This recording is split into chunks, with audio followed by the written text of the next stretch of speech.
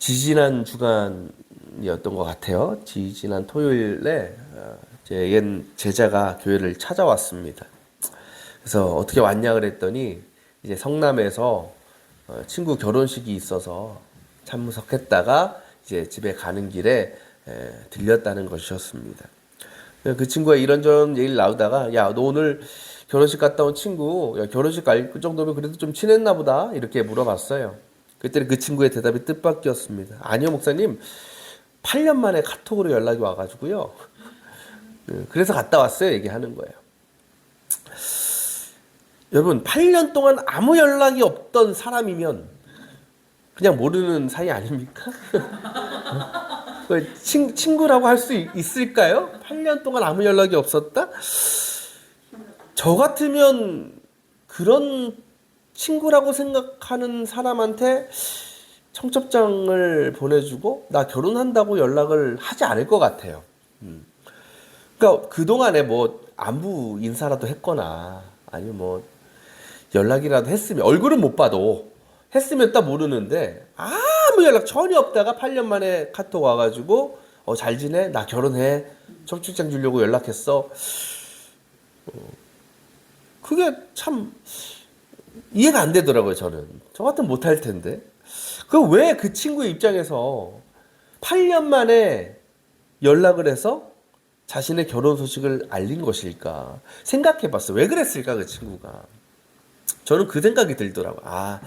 이 친구가 결혼식장에 초대할 사람이 너무 없었던 게 아니었을까. 친구가 별로 없는 게 아니었을까. 여러분, 결혼식은 축제잖아요. 일종의 가족의 축제고 또 잔칫날입니다. 그리고 그 날이 풍성해지려면, 더 빛이 나려면 중요한 게 뭐겠습니까? 많은 사람이 참석하는 거예요. 그러니까 참석자가 너무 많아도 문제인데 없는 게 더 문제입니다. 그렇죠? 없는 것보다 많은 게 훨씬 나아요. 여러분 결혼식 갈 때 막 특히 이제 예수님 믿는 사람들은 교회에서 결혼식을 많이 하잖아요. 그것도 잘 골라야 돼요. 막 몇만 명 모이는 결혼식장 그 교회 해가지고 결혼식 하면요, 의리의리게 하긴 해요. 멋있어 보이는. 근데 앉아있는 사람들 보면 2,000명이 와도 고만고만한 거야. 근데 이제 저희 같은 경우는 한 1,000명 정도 모이는 교회에서 했는데 저희가 한 600명, 700명 왔거든요. 그 정도면 꽉 차 보여요. 얼마나 앞에서 봐도 마음이 얼마나 풍성해지는지 몰라요. 그러니까 결혼식 이런 잔칫날은 우선 뭐 해야 돼? 사람이 많아야 돼요. 북적북적 해야 돼요. 근데 이 참석자 수 문제로 걱정하는 신랑 신부들이 굉장히 많아요. 그러니까 적게 오는 것에 대해서. 여러분, 그래서 탄생한 새로운 직종이 있습니다. 일자리가 있습니다. 뭡니까? 하객 아르바이트죠. 하객 아르바이트. 여러분 중에 해보셨는지 모르겠지만 말 그대로 이 일은 뭐야? 신랑 친구, 신부 친구, 지인인 것처럼 결혼식장에 참석해 주는 거예요. 그러니까 제가 이게 어떤 일 하는지 찾아봤거든요. 그러니까 신부 대기실까지 가도만 가서 같이 사진까지 찍어요. 찍고 신랑 친구면 신랑 옆에 가가지고 사진 찍어주고. 근데 누가 이렇게 썼더라고. 그 알바하는 사람이 너 열정이 넘쳐가지고 그 친구한테, 그 신랑한테, 모르는 사이죠 전혀. 야, 너 결혼할 줄 몰랐다고 막 친한 척을 한 거예요. 그랬더니 신랑 계속 말로 오버하지 마세요. 이렇게 얘기를 했다고 합니다. 사진 찍고 가서 들어 축하해주고 또 밥 먹고 오면 되는 거예요. 또 끝나고 이제 단체 사진도 찍고. 이게 하객 아르바이트가 하는 일입니다. 그러면서 이제 돈도 받는 거죠. 제가 찾아보니까 한 하루에 한 건에 5만 원씩 받는 것도 있고 시간당 15,000원, 2만 원 이렇게 받는 것도 있더라고요. 여러분, 얼마나 좋아요. 여러분, 이런 알바를 요즘 말로 뭐라 하는지 아십니까? 개꿀이라는 개꿀.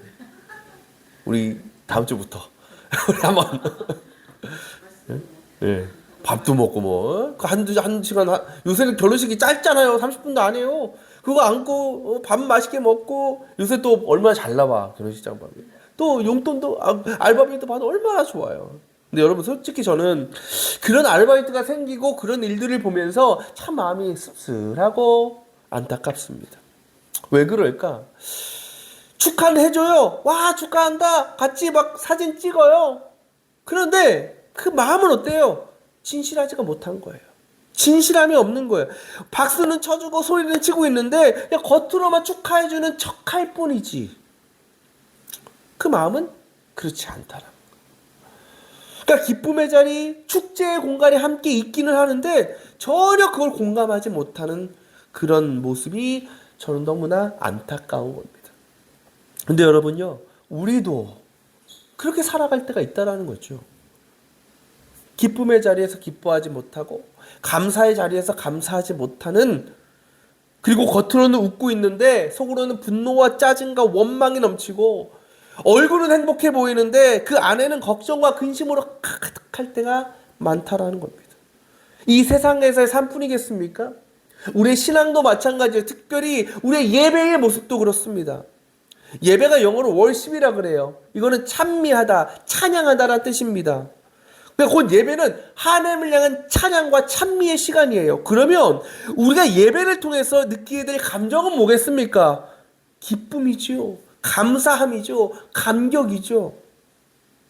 그런데 예배로 나온 우리들의 모습과 우리의 마음을 돌아보시자는 거예요. 우리 안에 정말 예배에 대한, 예배를 통한 기쁨과 감사가 있는가라는 겁니다. 예배의 자리에는 앉을 일이 있어요. 귀로는 말씀은 들어요. 입으로 찬양을 하는지 몰라도 그 안을 들여다보면 예배에 대한 열정도, 갈망도, 간절함도, 기쁨이 없는 우리의 모습일 때가 너무나 많다는 것입니다. 그러니까 마치 우리도 마치 일이니까, 돈을 받아야 되니까 결혼식에 참석한 사람들과 같은 마음으로 이 자리에 우리가 나오지 않았느냐는 거죠.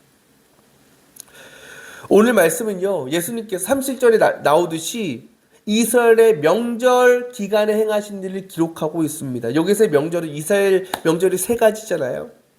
그 중에 어떤 명절이냐? 초막절이라는 명절입니다. 초막절. 그러니까 유대인 명절이 6월절, 7절, 초막절 이렇게 세 가지가 있는데 그 중에 초막절은 어떤 날을 기념하는 명절이냐? 이스라엘 백성들이 애굽에서 440년 노예 생활 하다가 해방됐잖아요. 그리고 광야로 들어갔잖아요. 그 광야에서 초막을 짓고 장막을 치고 살았던 때를 기념하는 절기가 초막절이에요. 근데 이 초막절은요, 일주일 동안 지켜집니다. 이 명절이. 근데 이때 성전에서는 늘 희생 제사가 늘 계속되고요. 특별한 예식이 하나가 진행되는 게 뭐냐면, 예루살렘 성전이 이렇게 있으면 이 밑에 실로암 못이라고, 우리가 잘 아는 실로암 못이라고 있어요. 거기까지 가서 거기 참석한 사람들이 물을 길어다가 제단에 붓는 의식을 합니다. 근데 이것을 일주일 동안 한다 그랬잖아요. 6일 동안은 한 번 해요. 근데 마지막 7째 날에 몇 번 하냐? 7번 합니다.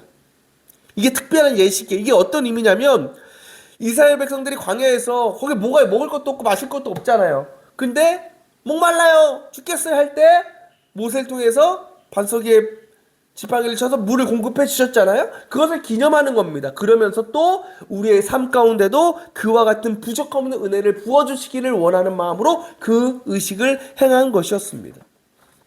그렇게 볼 때 이 의식은 어떤 의식이에요? 감사함으로 드리는 예식이고, 그리고 또 더 나아가서 초막절은 어떤 명절이겠어요? 축제와 같은 명절이었어요. 기쁨의 잔치였어요. 그것도 오늘 말씀 보니까 언제라 그래요? 가장 중요한 날이라 그러면서 언제다? 마지막 날이었다. 여러분, 보통 잔치나 축제를 하게 되면 가장 클라이막스가 언제야? 마지막 날이잖아요. 마지막 날 다 쏟아붓잖아요. 그죠? 그렇다면요, 이 초막절 마지막 날에 이스라엘 백성들이 잔치에 참여하는, 명절에 참여하고 있는 모습을 한번 상상해 보세요. 얼마나 큰 기쁨으로, 모두가 얼마나 감격하면서 그 잔치에 참석하고 있었겠습니까? 그리고 이날은 부족한 게 하나도 없어요. 잔칫날이니까 먹을 것도 풍성하고 마실 것도 풍성합니다. 그런데 그렇게 모두가 축제의 마지막 날을 마음껏 즐기고 있을 때에 예수님께서 그들 향해서 이렇게 외치시는 거예요. 뭐라고? 37절. 목마른 사람은 나에게 와서 마셔라. 어떤 사람? 목마른 사람. 여러분, 여기서 지금 목마른 사람이 있겠습니까? 지금 실로암 물을 모든 사람들이 갖다 제단에 쏟아붓고 있는, 또 마지막 날에 7번을 그걸 하고 있는데 물이 모자라겠어요? 그러니까 우리 다 알아요. 아, 이게 육신의 목마름이 아니고 영적인 목마름이구나. 그런데 여러분 그렇게 생각해도 이해가 안 돼요. 왜? 말씀드린 것처럼 초막절은 어떤 날 하나님의 구원의 역사를 기억하고 감사하면서 영광으로 돌리는 기쁨의 잔치예요. 그리고 그 같은 절기에 참여하고 있는 이스라엘 백성들의 모습 보니까 다 얼굴이 막 기쁨과 행복에 가득해 보여요. 무엇 하나 그 영적으로도 막 부족한 게 없어 지금. 그런데 왜 예수님은 이런 말씀하신 것일까?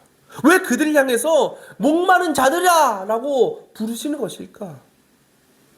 그 이유는 그거예요. 겉으로 볼 때는 이 사람들이 초막절 잔치를 즐기는 것 같고 그 명절을 보내는 것 같은데, 그래서 기쁨과 감사가 막 넘치게 충만한 것 같은데 그들의 속마음을 들여다보니까 전혀 아니었던 거예요. 그러니까 사람들은 하나님의 은혜를 기억하면서 물을 붓는 종교적 의식은 하고 있었지만 그들의 마음과 영혼은 메말라 있었다라는 겁니다. 겉으로는 의식을 행하고 축제를 즐기고 기쁨과 감사가 가득해 보이는데 그 마음 깊은 것을 들여다보면 하나님의 구원에 대한 감격, 광야로부터 자신들을 보호해 주시고 지켜주신 은혜에 대한 감사와 소망은 전혀 남아있지 않은 것을 주님은 보신 거예요. 예수님은요, 그런 그들의 속마음을 다 알고 계시는 거예요. 그러니까 그들이 지키는 어떤 절차나 의식과 행위는 아무 감정이 없어요. 무감각한 상태로 드리는 일종의 형식에 불과했다라는 겁니다. 그렇게 의식적으로, 형식적으로 잔치에 참여해서 하나님께서 허락하시는 구원의 기쁨과 감격을 누리지 못하는 그들을 보시면서 예수님은 너무나 안타까우신 겁니다. 그래서 주님은 온 천지에 물은 차고 넘치는데 영적으로는 아주 메말라 있는 그들을 목마른 자들아라고 부르시면서 나에게 와서 마시라고 말씀하고 계신 것입니다. 그때 주님께서 무엇을 주시겠다고 말씀하십니까? 생수를 주시겠다는 것이죠. 그 생수가 무엇입니까? 39절에 나오는 것처럼 예수를 믿은 사람이 받게 될 성령이다라는 겁니다. 여러분, 예전에 이런 노래 가사가 있었어요. 내가 웃는 게 아니야. 내가 우는 게 아니야. 또 이런 가사도 있습니다. 웃고 있어도 뭐야? 눈물이 난다. 그죠? 여러분, 이 세상에 살아가는 수많은 사람들이 마치 이 노래의 가사처럼, 그리고 초막절 잔치에 참여한 이스라엘 백성들처럼 살아가고 있습니다. 그래서 겉으로는 웃고 있고 입으로는 행복하다고 말은 하는데 그 마음속에는 눈물과 아픔과 두려움이 가득한 사람들이 많습니다. 그런데 그 많은 사람들이 그 영적인 갈망과 목마름의 문제는 별로 심각하게 생각하지 않습니다. 그저 우리의 관심과 생각은 내 육신을 채우는 것, 내 인간적인 욕심과 만족을 채우는 일에 빠져 있습니다. 그래서 우리의 배를 채울 만한 음식, 우리의 목을 축일 수 있는 물, 내가 원하는 일을 언제라도 할 수 있는 물질이 있으면 그것이 나에게 기쁨을 주고 행복을 줄 것이라고 믿습니다. 물론 우리가 그것을 통해서 기뻐할 수 있죠. 만족할 수 있죠. 우리가 그 모든 것들을 누리고 살아가면 참 좋은 일입니다. 근데 문제는 그것이 결국 우리를 또 다른 불평과 또 다른 분노와 또 다른 불만의 삶으로 이끌어 간다라는 것입니다. 그래서 아무리 돈이 많아도, 아무리 마시고 먹을 것이 차고 넘쳐도, 아무리 높은 권력을 가지고 있어도 절대로 거기에 만족할 수 없는 거예요. 왜? 우리 인간의 본성 안에는 욕심이라는 것이 자리 잡고 있기 때문에. 그래서 늘 더 가지지 못하고, 더 마시지 못하고, 더 먹지 못하고, 더 높아지지 못하는 것에 대한 불만과 원망이 늘 끊임없이 나타나는 것입니다. 그렇게 살아가는 것이 이게 인생의 기쁨이지, 인생의 행복을 채우는 것이지 라고 믿고 살고요. 그래서 많은 것을 누리고 살지만 여전히 그 마음에는 불평과 원망, 걱정과 근심이 가득한 사람들. 주님은 그런 우리를 향해서 목마른 사람들이라고 부르고 계신 것입니다. 그런 우리를 위해서 주님은 육신이 아니라 우리의 영혼을 채우는 순간적인 기쁨과 만족이 아니라 영원히 사라지지 않는 기쁨과 만족을 채워주시기 위해서 성령을 보내주시겠다고 약속하고 계시는 것입니다. 근데 그것을 우리가 만날 어떤 상황이나 환경으로 인해서 누리는 것이 아니라 성령께서 언제나 나와 함께 하시고 나를 지키시고 인도하신다는 것에 대한 확신으로부터 나오는 진정한 평안과 위로와 기쁨이라는 겁니다. 여러분, 이 세상은요, 빈 자리를 채우는 걸 굉장히 중요하게 생각합니다. 제가 앞서 결혼식에서 사람들을 이렇게 초대하고 하는 것처럼 빈자리를 채우는 걸 굉장히 중요하게 생각해요. 그래서 무슨 행사를 해도요, 무슨 잔치를 해도요, 가장 중요한 건 뭐예요? 인원을 동원하는 일이에요. 사람을 데려와 앉히는 일이에요. 그래서 저희 교회도 마찬가지, 저희 지방에서도 무슨 집회나 부흥회 같은 거 하면 가장 중요한 게 뭐예요? 인원 동원. 그래서 교회별로 몇 명씩 꼭 데리고 오십시오. 그거예요. 그래서 얼마나 많은 사람이 거기에 왔는가, 빈자리가 어느 정도인가를 가지고 그 모든 것을 판단합니다. 사람이 꽉 차 있으면 성공한 거고 빈자리가 많으면 실패했다 그러는 거예요. 근데 여러분, 하나님은 아니라는 거예요. 하나님께서 원하시고 기대하시는 일은 빈자리를 채우는 게 아니에요. 우리의 빈 마음을 채우는 거예요. 물론 우리가 예배 드릴 때도 교회에 많은 성도들이 모이고 빈자리가 없는 것 하나님께 기쁨이 될 수 있겠죠. 그러나 그것이 그저 몸만 와서 앉아있는 것이라면, 그저 자리만 차지하고 있는 수준이라면 그것은 결코 하나님께서 기뻐 받으시는 온전한 예배가 될 수 없는 것입니다. 하나님께서는요, 텅 빈 마음을 가지고 아무 기대와 소망 없이 자리만 채우고 있는 수천 명의 사람들보다 그 마음에 하나님을 향한 온전한 신뢰와 구원의 감격을 품고 온 마음과 정성을 다해서 주님 앞에 나온 한 사람의 그 예배를 기뻐 받으시는 것입니다. 오늘 우리의 예배가 그런 예배가 되기를 원합니다. 그 예배 가운데 성령이 임하시고 성령이 역사하시고 우리 안에 충만한 기쁨과 평안을 허락해 주신다는 겁니다. 오늘 우리의 삶, 우리의 신앙, 우리의 예배의 모습을 한번 돌아보시길 바랍니다. 여러분의 신앙과 여러분의 삶 가운데 구원의 소망과 감격이 있습니까? 우리가 드리는 예배 가운데 정말 기쁨과 소망이 넘쳐나고 있습니까? 혹시 우리도 초막절 잔치에 참여했던 이스라엘 백성들처럼, 그리고 남의 결혼식장에 하객, 아르바이트로 자리를 채우고 있는 사람들과 같은 모습으로 이 자리에 있지는 않느냐는 것입니다. 여전히 텅 빈 마음으로 그저 형식적인 예배, 자리만 차지하고 있는 예배 모습으로 우리가 이 자리에 앉아 있지는 않느냐는 것입니다. 여러분, 혹시 그렇더라도 괜찮습니다. 왜? 성령께서 그런 우리의 빈 마음을 채워주시기 위해서 오늘도 이 자리에 여러분 가운데 함께하고 계시기 때문입니다. 우리가 할 일은 그 성령께서 내 안에 임하시기를 소망하고 기대하면서 예배로 나아가는 것입니다. 그때 우리가 경험하게 될 놀라운 은혜가 있습니다. 오늘 말씀에 주님께서 말씀하십니다. 그 예배에서 생수가 강물처럼 흘러나올 것이다. 여기서 말씀하시는 배라는 것은 우리의 이 배가 아니고 영어 성경을 보면 within이라고 나와 있어요. 이게 무슨 뜻이냐? 마음 속에서라는 뜻입니다. 그러니까 주님이 주시고자 하는 영원한 생수는 뭐냐? 영원한 기쁨은 뭐냐? 겉으로만 드러나는 그저 외적인 만들어진 것이 아니라 우리의 마음속 가장 깊은 곳으로부터 흘러 넘치는 진실하고 영원한 감사요 기쁨이라는 것입니다. 그게 우리가 예배 가운데, 우리의 신앙의 삶 가운데 누려야 될 진정한 성령의 은혜라는 거죠. 사랑하는 여러분, 우리는요, 예배를 구경하는 사람들이 아니에요.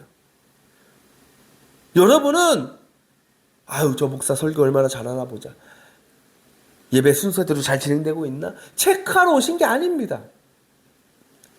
관찰자가 아니에요. 우리는 예배자로 나와 있는 거예요.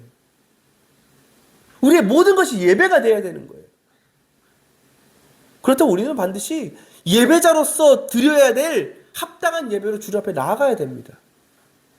곧 우리의 생각과 우리의 모든 마음과 우리의 모든 행실이 주님을 향한 기도가 되고 찬양이 되고 고백이 되어야 되는 겁니다.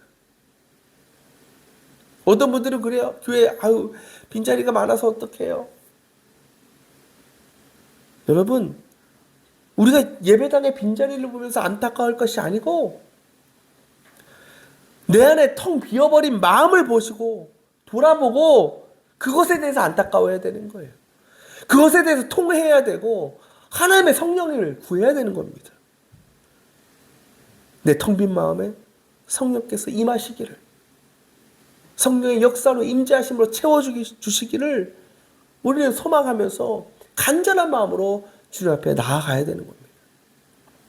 오늘이 무슨 절기입니까? 성령 강림절입니다. 지금도 주님은요, 이곳에 성령을 보내주시고 텅 빈 마음으로 갈급한 심령과 영혼으로 살아가고 예배하는 모든 이들 가운데 영원히 목마르지 않은 생수를 부어주시기 위해서 이 자리를 찾아오셨습니다. 이 시간 우리를 찾아오신 그 성령님을 여러분 안에 모셔 드릴 수 있기를 원합니다. 성령의 능력과 성령의 역사를 기대하고 소망하면서 이 예배 자리에 임할 수 있기를 원합니다. 그때 성령께서 허락하시는 영원히 마르지 않고 영원히 사라지지 않는 우리의 겉이 아니라 외적으로 드러나는 것이 아니라 우리의 마음속으로부터 흘러나와 차고 넘치는 진정한 기쁨과 평안을 경험하며 날마다 믿음으로 또 예배의 삶으로 살아갈 수 있는 우리 모든 성도들이 되시기를 축원합니다.